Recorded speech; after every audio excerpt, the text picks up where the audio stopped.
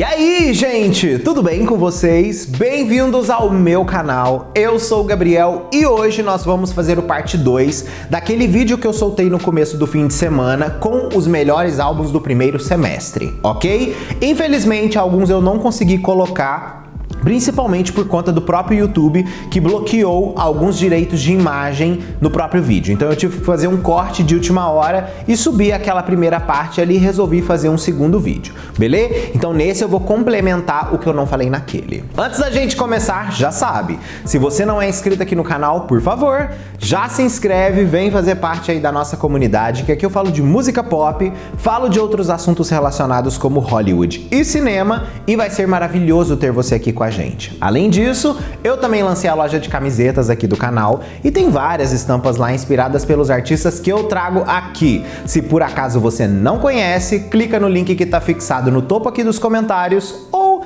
na descrição desse vídeo, que você vai ser redirecionado e vai conferir tudo. Bom, vamos começar com Diamonds and Dance Floors da Ava Max, que me deixou muito feliz no começo aí do ano, ok? Esse disco vem depois de uma grande dificuldade que a Ava viveu para de fato conseguir lançá-lo, principalmente por conta de vazamentos e adiamentos que a gravadora fez. O disco demorou basicamente 5 meses a mais do que o esperado para conseguir chegar aí ao público, o que fez com que o disco tivesse um impacto muito menor do que de fato ele merecia ter tido. Porém, o álbum não fica para trás no quesito de qualidade. Ela lançou bops pop ali que são extremamente bons e que a gente pode ouvir nos melhores momentos do nosso dia. Algo que ela já havia feito antes no seu primeiro álbum, mas ela inova nesse segundo álbum, trazendo ali uma vibração mais anos 80, focando um pouco mais no synth pop, né? E também ela mudou drasticamente a imagem dela, tirando ali o Max Cut, que era uma marca registrada do Heaven and Hell, e endossando um visual muito mais assim urbano e também relativamente mais comum para uma diva pop.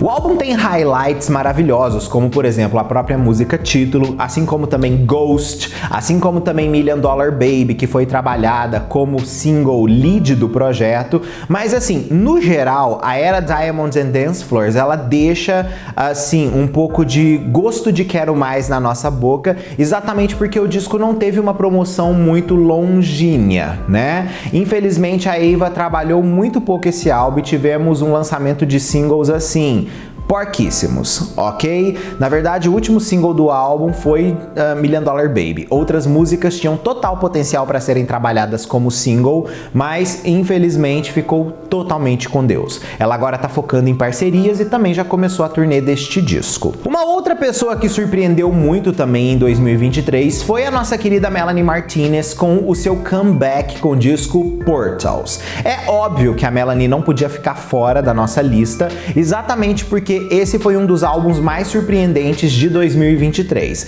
Não só pelo caso estético, que a gente pode falar aí também como um ponto que segura muito a carreira da Melanie, porque visualmente falando, ela sempre é muito inovadora e ela sempre consegue surpreender o público com isso, mas também porque o som do álbum, ele soa muito nostálgico ao mesmo tempo que inova nas fórmulas da música que ela normalmente fazia no passado. É claro, temos algumas canções ali, como por exemplo Tunnel Vision, que facilmente poderia estar em outro álbum dela, mas a música não se torna cansativa quando entra dentro de todo aquele conceito maravilhoso que ela fez dentro desse álbum. Ela quebra a personagem Cry Baby de uma vez por todas e leva ela para um corpo completamente novo, que é aquela fada misteriosa. Ela também tá endossando essa personagem em todos os shows, o que deixa o show, assim como também o disco, muito mais interessante e a era muito mais memorável, que é algo que a gente ama. E ela mandou avisar que vai trabalhar todas as músicas desse álbum como singles soltos, lançando videoclipes para cada uma das músicas,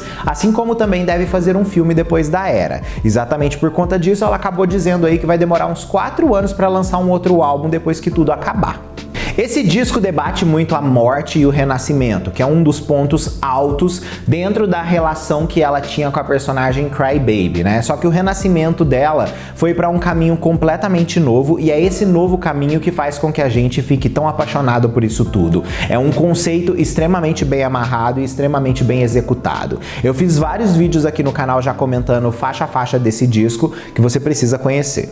Bom, outra pessoa que ficou de fora no primeiro vídeo, que eu vou trazer nesse, e agora eu vou falar assim, finalmente, tudo que eu posso falar, é Lana Del Rey com o Did You Know That There's a Tunnel Under Ocean Boulevard. Eu fui no show do Mita e tive a oportunidade de ouvir algumas músicas desse álbum ao vivo, mesmo que vendo ela desse tamanhozinho aqui em cima do palco do lugar que eu estava. Porém, isso não deixou a experiência menos interessante, ok? A Lana é uma artista que ela tem um show que deixa a gente muito emocionado e muito conectado. Talvez porque as músicas da Lana são músicas que sempre passaram pra gente essa emoção e a gente se correlaciona com isso de uma forma muito íntima. Sim, e nesse álbum novamente ela fez isso. É claro, muitas pessoas avaliam esse disco da Lana como um declínio perto do que ela fez, por exemplo, até o Norman fucking Rockwell. Mas eu não consigo enxergar como um declínio uma pessoa que tem diversos traços diferentes na sua personalidade e ela endossa cada um desses traços numa era em específico. Nessa agora, a Lana tá na sua era mais reflexiva sobre a sua vida pessoal e principalmente tá analisando muitas coisas envolvendo sua mãe, o seu pai, os seus irmãos e a sua própria existência como uma artista. Eu acho que isso que a gente deixou muitas vezes de avaliar nesse álbum e olhar o potencial dele. A gente pode estar um pouco cansado das fórmulas do Jack Antonoff na produção da Lana? Sim, a gente tá cansado. Queremos outra pessoa trabalhando com ela? Sim, queremos outra pessoa trabalhando com ela. Mas mesmo assim, falar que o disco é ruim é muito errado, porque a Lana não tem música ruim, gente, não tem como. Você pode não se simpatizar com tudo ali, mas a produção do trabalho dela, os detalhes das músicas, as composições, a forma visceral que ela debate tudo no trabalho dela, faz dela uma das artistas mais interessantes da nossa geração.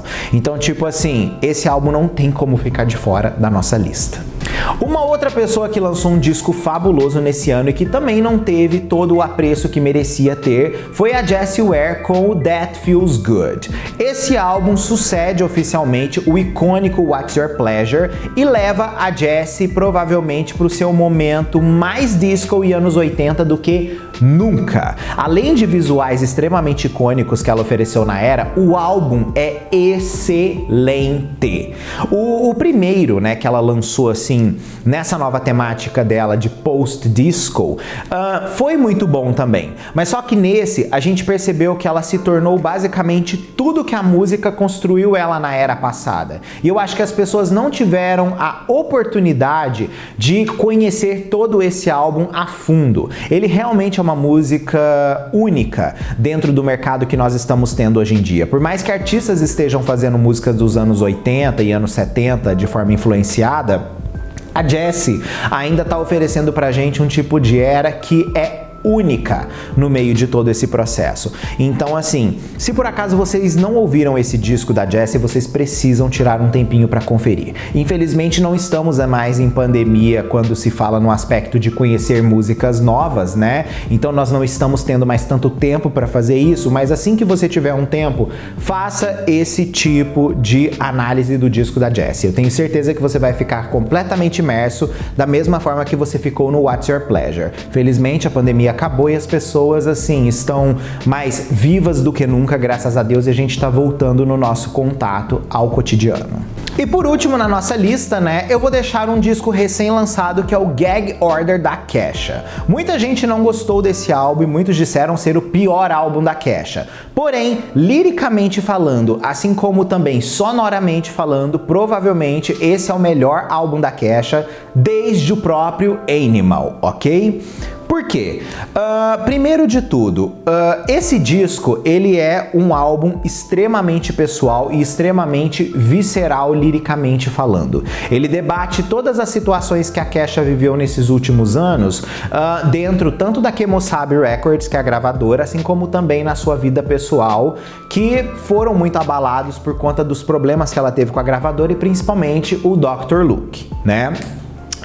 Esse álbum foi intitulado Gag Order pelo simples fato de ser um disco que debate coisas que ela não poderia falar publicamente. Então ela fala de forma artística todas aquelas situações que ela viveu ali. E o disco é muito bem amarrado, além de ter sido produzido pelo Rick Rubin, que simplesmente foi o produtor do Californication, do Red Hot Chili Peppers, que é sem dúvida um dos melhores álbuns de todos os tempos, ok? Então assim, ele teve esse poder de pegar o melhor da Kesha e colocar naquele novo som que é extremamente experimental pra gente. Então, as pessoas infelizmente não souberam apreciar esse trabalho, mas ele vai envelhecer como vinho porque é um disco conceitual e o conceito dele é muito bom e inteligente. A Kesha já foi uma das maiores compositoras pop da nossa geração. É muito triste ver que o público meio que abandonou esse lado de composição dela, simplesmente porque ela não tá fazendo mais as farofas eletrônicas que antes as pessoas apreciavam tanto com facilidade, né? Mas quando eu falo que esse álbum é o melhor dela, provavelmente desde o Animal, que foi o disco debut dela, é exatamente por conta desses detalhes que a gente deixou de ouvir na música dela ao passar do tempo. O próprio disco Warrior, que foi o segundo álbum dela, foi um álbum que ficou extremamente confuso e ele acabou ficando assim, um disco que as pessoas não abraçaram. Ele veio com algumas controvérsias que na época pesaram também para a era ficar mais fraca. Nós podemos citar também outras situações, como ela lançando o Rainbow, que foi um álbum que também tem esse tom visceral, voltando à tona para fazer tudo ficar mais maravilhoso novamente na vida e carreira dela. Mas, tipo assim, ainda assim, eu não acho que o Rainbow é no nível dos discursos do Gag Order. Porque por mais que ali ela tava mais vivendo uma época de cura, o Gag Order, de fato, é o álbum que debate a dor, o renascimento dela, o entendimento dela, infelizmente o silêncio dela. Então a gente devia prestar um pouco mais de atenção nesses pontos que de fato fizeram esse álbum tão interessante, no lugar de simplesmente julgar de uma forma míope todo o conceito do projeto, ok? Bom, esses daqui foram os meus álbuns favoritos do primeiro semestre, né? No parte 1 vocês podem conferir aí no canal alguns dias atrás.